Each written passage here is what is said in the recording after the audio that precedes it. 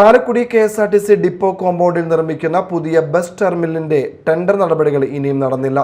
3 മാസം മുമ്പ് നിർമ്മാണോദ്ഘാടനം നടത്തിയ പദ്ധതിയാണ് ഇപ്പോഴും ടെൻഡർ നടപടികൾ പൂർത്തിയാകാതെ കിടക്കുന്നത്.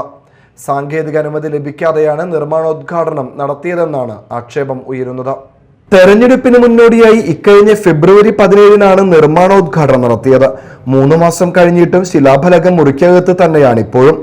യാത്രക്കാരും പൊതുജനങ്ങളും ഇത് സംബന്ധിച്ച് നടത്തിയ അന്വേഷണത്തിലാണ് സാങ്കേതിക അനുമതി ലഭിച്ചിട്ടില്ലെന്ന വിവരം അറിയുന്നത്. പുതിയ ടെർമിനൽ നിർമ്മാണത്തിനായി നവകേരള സദസ്സിൽ ഉയർന്ന നിർദ്ദേശത്തെ തുടർന്നാണ് 4 കോടി രൂപ അനുവദിച്ചത്.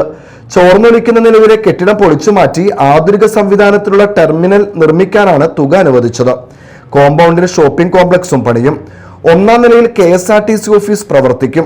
പടിഞ്ഞാറ് ഭാഗത്താണ് യാർഡ് നിർമ്മിക്കുന്നത്.